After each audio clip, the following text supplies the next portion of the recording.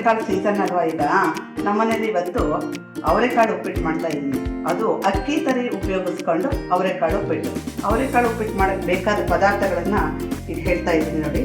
ಅಕ್ಕಿ ರವೆ ಒಂದು ಅರ್ಧ ಕೆ ಜಿ, ಅರ್ಧ ಕೆ ಜಿ ಅವರೆಕಾಳು ಬಿಡಿಸ್ಕೊಂಡು ಬೇಯಿಸಿ ಇಟ್ಕೊಂಡಿದ್ದೀನಿ. ಏಕೆಂದರೆ ಬೇಯಿಸಿ ಇಟ್ಕೊಂಡ್ಬಿಟ್ರೆ ಬೇಗ ಮಾಡಬಹುದು ಇದನ್ನು. ಇದು ಒಂದು ತೆಂಗಿನಕಾಯಿ ಸುರಿದು ಇಟ್ಕೊಂಡಿದ್ದೀನಿ.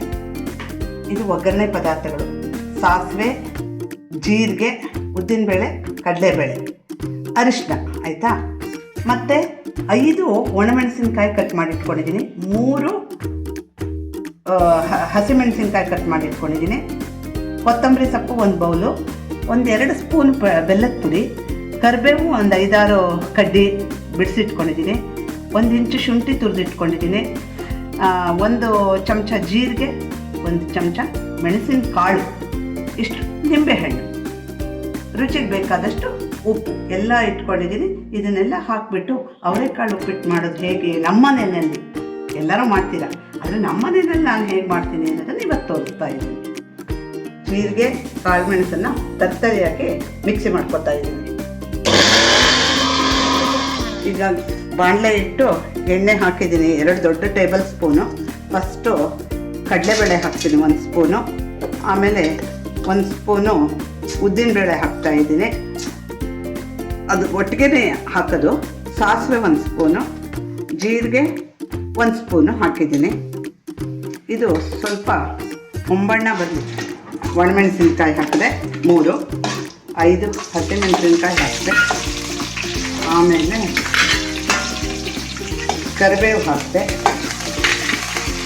ಜೀರಿಗೆ ಪುಡಿ, ಕಾಳುಮೆಣಸು ಪುಡಿ, ಜಜ್ಜಿದ ಶುಂಠಿ ಪುಡಿ, ಆಮೇಲೆ ಬೇಯಿಸಿಟ್ಕೊಂಡು ಅವರೆಕಾಳು, ಇದನ್ನೆಲ್ಲ 2 ಸುತ್ತು ಬಾಡಿಸ್ಕೊಂಡ್ರೆ ಆಯಿತು. ಈ ಒಗ್ಗರಣೆನಲ್ಲೇ ನಾನು ಅಕ್ಕಿ ರವೆನ ಹುರ್ಕೋತೀನಿ, ತುಂಬ ಚೆನ್ನಾಗಾಗುತ್ತೆ. ಈ ಒಗ್ಗರಣೆನಲ್ಲೇ ಅಕ್ಕಿ ರವೆನ ಬಾಡಿಸ್ಕೊತಾ ಇದ್ದೀನಿ. ಮತ್ತು ಅದಕ್ಕಾಗಿ ಇನ್ನೊಂದು ಬಾಣಲೆ ತಗೊಳ್ಳೋದು ಬೇಡ, ಹುರ್ಕೊಳ್ಳೋದು ಸಪ್ರೇಟ್ ಬೇಡ. ಒಗ್ಗರಣೆ ಆದ ತಕ್ಷಣ ಇದಕ್ಕೆ ಅಕ್ಕಿ ರವೆ ಹಾಕಿ ಚೆನ್ನಾಗಿ ಘಮ ಬರೋ ಬಗ್ಗೆ ಹುರಿದ್ಬಿಟ್ರಾಯಿತು. ಇಲ್ಲಿ ಕೆಟ್ಲಲ್ಲಿ ನೀರು ಕುದಿಸಿಟ್ಕೊಂಡಿದ್ದೀನಿ, 1ಕ್ಕೆ 3ರಂತೆ ನೀರು ಹಾಕಿಬಿಟ್ರೆ ಸಾಕು. ಚೆನ್ನಾಗಿ ನಿಧಾನದ ಉರಿನಲ್ಲಿ ತಟ್ಟೆ ಮುಚ್ಚಿ ಬೇಯಿಸಬೇಕು. ಬೆಂದ ಮೇಲೆ 1 ತೆಂಗಿನಕಾಯಿ ಮತ್ತು ಕೊತ್ತಂಬರಿ ಸೊಪ್ಪು ಹೆಚ್ಚಿದ್ದು ಹಾಕಿಬಿಟ್ಟು ಮುಚ್ಚಬೇಕು. ಅದು ಒಂದು ಸಿಮ್ಮೂರಿನಲ್ಲೇ 2-3 ನಿಮಿಷಗಳ ಕಾಲ ಚೆನ್ನಾಗಿ ಬೇಯಬೇಕು, ಸ್ಮೂತಾಗುತ್ತೆ. ಆಮೇಲೆ ಬಾಯಿ ತೆಗೆದುಬಿಟ್ಟು ನಿಂಬೆಹಣ್ಣು ಹಿಂಡಿ 1 ಚಮಚ ತುಪ್ಪನ ಹಾಕಿ ಮುಚ್ಚಿಡಬೇಕು. ಒಂದು 5 ನಿಮಿಷ ಬಿಟ್ಟು ತೆಗಿಬೇಕು. ಬಿಸಿ ಬಿಸಿ ಅವರೆಕಾಳು ಉಪ್ಪಿಟ್ಟು ಘಮ ಅಂತ ತುಂಬ ಸುವಾಸನೆ ಭರಿತವಾಗಿ ಚೆನ್ನಾಗಿ ಆಗುತ್ತೆ. ಚೆನ್ನಾಗಿ ಆಗ್ತಾ ಇದೆ. ರವೆ ಗಮ್ಮಂತ ಹುರಿದಾಯಿತು. ಈಗ 1-3ರಂತೆ ಕೆಟ್ಲಲ್ಲಿ ಕುದಿಸಿಟ್ಕೊಂಡಿದ್ದು ನೀರು ಹಾಕ್ತಾ ಇದ್ದೀನಿ. ಆಮೇಲೆ ಉಪ್ಪು, ಬೆಲ್ಲ ಎಲ್ಲ ಹಾಕಿದೆ.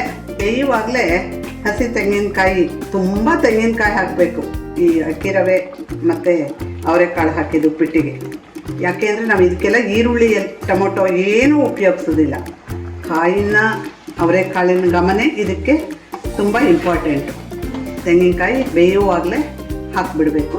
ಆಮೇಲೆ ಹೆಚ್ಚಿಟ್ಕೊಂಡ ಕೊತ್ತಂಬರಿ ಸೊಪ್ಪು ಹಾಕಿದೆ.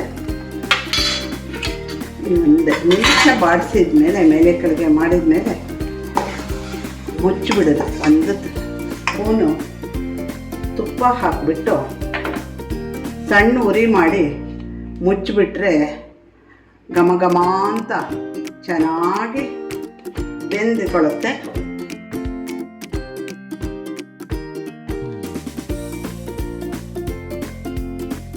ಈಗ ತಟ್ಟೆ ಮುಚ್ಚಿಬಿಟ್ಟು 1-2 ನಿಮಿಷ ಬಿಟ್ಟುಬಿಟ್ರೆ ಒಳ್ಳೆ ಘಮ ಅಂತಾಗುತ್ತೆ.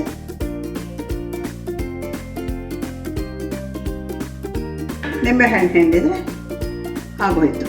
ಉಪ್ಪಿಟ್ಟು ಸಿದ್ಧವಾಯಿತು. ಅವರೆಕಾಳು ಘಮ ಉಪ್ಪಿಟ್ಟು. ಉಪ್ಪಿಟ್ಟು ರೆಡಿಯಾಗಿದೆ. ಈಗ ಪ್ಲೇಟಿಗೆ ಹಾಕ್ಬಿಟ್ಟು ಸರ್ವ್ ಮಾಡ್ತಾ ಇದ್ದೀನಿ.